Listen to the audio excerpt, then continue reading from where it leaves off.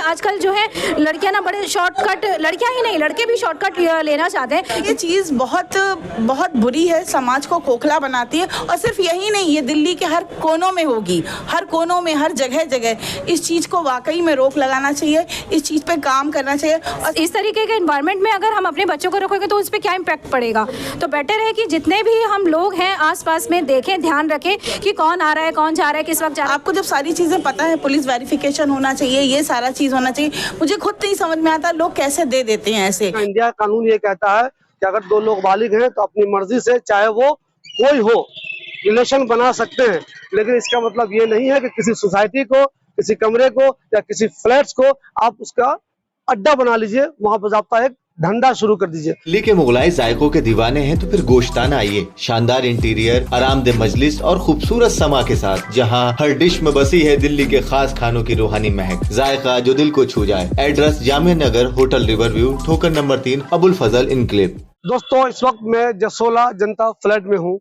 मेरे पीछे बहुत सारे फ्लैट आपको दिखाई दे रहे होंगे। पिछले दिनों यहाँ के बारे में एक बहुत ही अफसोसनाक खबर आई।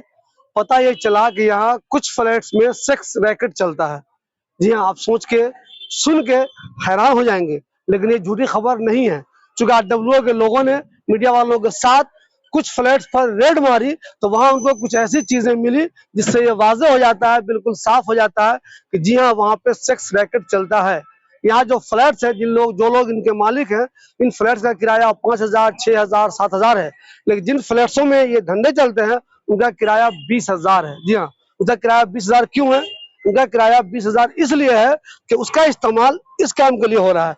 पिछले दिनों बाज़ाब्ता वहाँ RWO के लोगों ने एक रेड मारी और रेड के दौरान उनको जो चीजें मिली, जो लोग मिले, उससे ये साफ जाहिर हो गया। पुलिस भी शामिल हुई, उससे ये साफ जाहिर हुआ कि यहाँ कुछ फ्लैट्स ऐसे हैं, कुछ कमरे ऐसे हैं जिसका इस्तेमाल सेक्स रैकेट चलाने के लिए हो रहा था। मुझसे बहुत सारे लोग कहते हैं शिबली भाई, ओखला में चाहे वो अबुल फजल हो, जाकिर नगर हो, बटला हाउस हो, शाहीन बाग हो, बहुत जगह इस तरह की चीजें होती हैं। लेकिन ऐसा किसी के पास कोई सबूत नहीं है, वो सिर्फ कहता है। इसलिए मैंने कभी इस तरह की कोई खबर नहीं बनाई है। लेकिन यहाँ RWO के लोगों ने बाज़ाब्ता कुछ कमरों पर रेड मारी, जिससे ये साबित हुआ कि वाकई में यहाँ पे धंधेबाजी चल रही थी।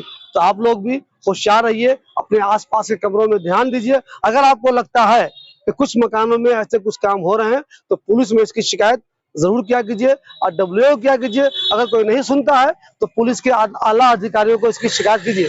अगर कोई आदमी बालिग है, जी हाँ, इंडिया का कानून ये कहता है कि अगर दो लोग बालिग हैं तो अपनी मर्जी से चाहे वो कोई हो रिलेशन बना सकते हैं।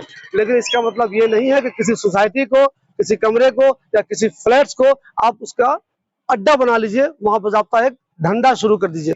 वहां जो चीजें मिली, वहां कंडोम भी मिला, बाकी दूसरी चीजें भी मिली, जिससे जाहिर हो रहा था कि लोग रेगुलर बेस पे ये काम यहाँ कर रहे थे और एक सोसाइटी को बदनाम कर रहे थे। मैडम, आप जहाँ पे रहती हैं उसके आसपास ही अभी खबर आई कि सेक्स रैकेट चल रहा है ऑर्गेनाइज्ड वे में।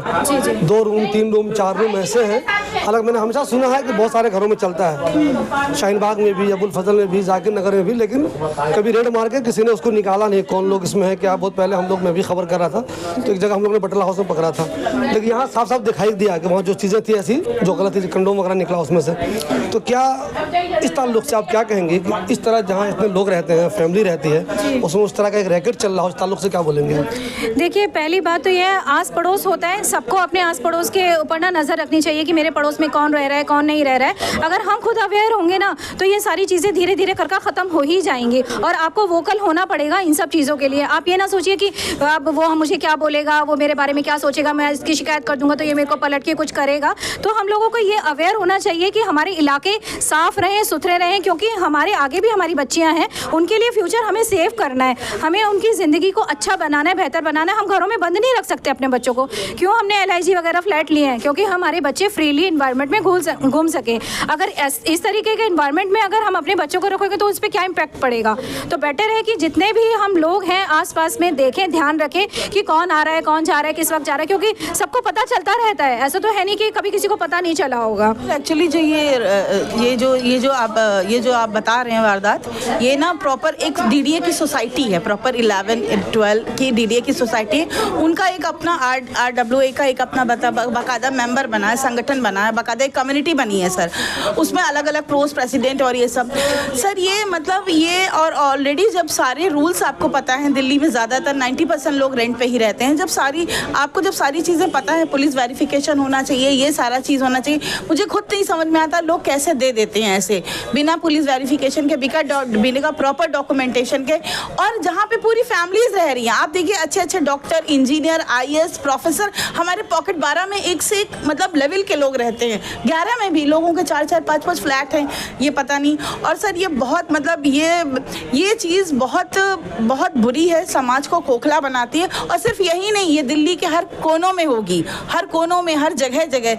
इस चीज़ को वाकई में रोक लगाना चाहिए, इस चीज़ पे काम करना चाहिए। और सर सबसे बड़ी चीज़ है अनएम्प्लॉयमेंट, सबसे बड़ी चीज़ है। सरकार को इस चीज़ पे काम करना चाहिए, लोगों को, युवाओं को काम दें, इंडस्ट्रीज़ खोलें, कुछ भी करें, कुछ भी करके काम पे लगाएं। सर ये सारी चीज़ें खुद बंद हो जाएंगी। क्योंकि आपका NGO है तो इस ताल्लुक से सवाल चूँकि आपसे ज़रूरी बनता है। ये वो जो मकान था जिसके बारे में लोग कह रहे हैं, मान लीजिए 5-6 हज़ार रुपया किराया होना चाहिए उसका, उसने 20,000 रुपया किराए पे लिया हुआ था और जानबूझ के वो उसको यूज़ कर रहा था, लोगों को बुला रहा था, आओ यूज़ करो, पैसे दे दो, इतने देर के लिए यूज़ करो। ये होता है बड़ी इलाके में, बड़ी सोसाइटियों में, होटलों में होता है आमतौर पर। घर में धंधा लोगों ने शुरू कर दिया, इस पर क्या कहेंगे?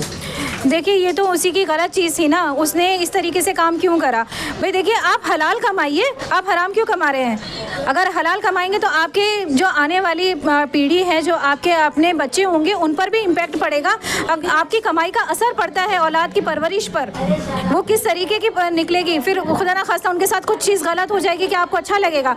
आज आपके मैं नहीं कहती खैर किसी के साथ भी ऐसा कुछ हो, लेकिन किसी बेटी के साथ ऐसा हो, किसी लड़के के साथ ऐसा हो, तो ये चीज़ तो बहुत ज़्यादा गलत है। और हमें ना इस चीज़ के लिए अवेयरनेस बहुत प्रोग्राम्स करने चाहिए। मैंने भी अपनी NGOs में काफ़ी लड़कियों से, जो यंगस्टर्स हैं, उनसे बात करी है, क्योंकि आजकल जो है लड़कियां ना बड़े शॉर्टकट, लड़कियां ही नहीं लड़के भी शॉर्टकट लेना चाहते हैं, बहुत जल्दी अट्रैक्ट हो जाते हैं, उनको नई नई चीज़ें नज़र आती हैं। और आजकल मोबाइल का इसके ऊपर बहुत ज़्यादा असर है। ये मोबाइल ने सब कुछ ख़राब किया है, क्योंकि हर चीज़ आप 1 सेकंड में मोबाइल पर सर्च कर सकते हैं, चाहे उसमें आप अच्छाई देखें या चाहे उसमें माइनस चीज़ें देखें। सर मैं कुछ और बोलना चाहूँगी। सर देखिए, ये हमारी समाज की व्यवस्थाएं हैं, ये पहले भी होता था, राजा महाराजा के ज़माने में भी होता था, मगर एक मर्यादा में होता था। उसका एक टर्म बना दिया था कि आप उधर जाएं, आप ऐसा करें, आप वैसा करें। अब ये ये पता नहीं क्यों ये क्या ट्रेंड आ गया, क्या फैशन आ गया कि घर में ये सारी चीज़ें। मेन चीज़ तो बेरोजगारी रही, क्योंकि सबसे इजी चीज़ है लोगों के लिए, बहुत इजी है सब लोगों के लिए कि भैया ये चीज़ करो और शॉर्टकट। सर ये भी है, कुछ मल्टीमीडिया भी इसके लिए, पॉर्न साइट है,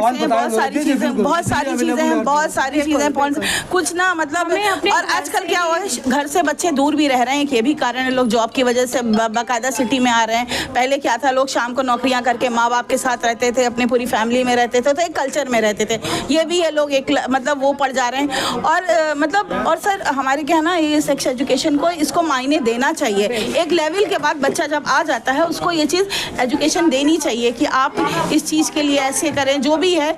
तो कहीं ना कहीं मुझे तो फॉरेन कल्चर ठीक लगता है, हमारे यहाँ तो सब कुछ बंद उसमें होता है, मगर कहीं ना कहीं इस चीज़ को थोड़ा सा ध्यान में रखते हुए, समाज को सुधारते हुए, यंगस्टर्स की काउंसलिंग करें, यंगस्टर्स को एक रास्ता दें, है ना, उनको बेटर से बेटर समझाएं कि आप कैसे इन सब चीज़ों में ना जाएं, आप जो है अपने आप को पॉजिटिव लगाएं। यही सर। और सर लेट मैरिजेस भी आजकल इनफैक्ट हैं कि बहुत लेट मैरिजेस हो रही हैं लोगों की, तो बहुत सारे कारण हैं सर। वो एक दिन में हम आपको पॉइंट की बात आप कह रही हैं, बिल्कुल जो साइकोलॉजिस्ट बताता है वैसे बता रही है।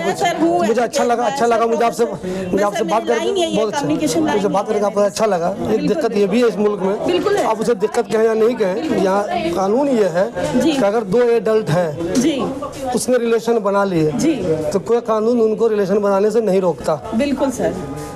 किसी की वाइफ भी अगर कहीं रिलेशन बनाती है तो कानून उसको नहीं रोकता जी, सजा नहीं हो सकती उसे, अगर वो एडल्ट है तो, मर्जी शामिल है तो ऐसे में तो बुराई नहीं रुक पाएगी। देखिए ये सब चीज़ें स्टार्ट होती हैं घरों से। आप अपने घर में इस तरीके की तरबियत दीजिए, इस कदर एजुकेशन दीजिए, ऐसा माहौल बनाइए कि बच्चों को सही गलत की अपने आप पहचान हो जाए। पहला जो मदरसा कहा जाता है वो घर कहा जाता है, माँ की गोद कहा जाता है। अगर घर में ही इस तरीके से इन्वायरमेंट अच्छा रहेगा तो इंशाल्लाह जो आने वाली हमारी पीढ़ियाँ हैं वो बहुत अच्छी होंगी। उन्हें सही गलत का पहले से ही पता होगा। जब हमें पता है कि ये चीज़ गलत है, हम उस तरफ जाएंगे ही क्यों? सर सर वही मैंने बात की, मैं फिर एजुकेशन से रिलेटेड हूँ, मैं फिर एजुकेशन पे ही आके रुकूंगी। सर हर चीज़ तालीम से शुरू होती है और सर इस चीज़ का भी एक इम्पोर्टेंस बताना चाहिए कि आपको जो है एक स्टेबिलिटी के बाद आप इस रिलेशन में आइए। या ऐसा नहीं है, दुनिया की बहुत सारी चीज़ें हैं, बहुत सारी बातें हैं और वो एक दिन में नहीं सॉल्व हो सकती है। मेन चीज़ है न्यू से काम करें कि आप जब 17-18 साल की हो रहे हैं, लड़कियाँ हो रहे हैं, लड़के हो रहे हैं, उनको प्रॉपर काउंसलिंग दीजिए कि ऐसा होगा वैसा होगा ये। और अगर बेटा तुमसे कोई गलती हो जाती है या कुछ हो, उसको छुपाओ नहीं, उसको मत आके हमसे शेयर करो, हम उस चीज़ का सॉल्यूशन देंगे। सर इसमें हाथ बहुत बड़ा पेरेंट्स का भी है। सर जब पेरेंट्स काम करेंगे, जब एक घर सुधरेगा तभी देश सुधरेगा, तभी राष्ट्र का निर्माण होगा। उसमें सर अकेले नहीं, हर चीज़ की शुरुआत घर से ही होती है।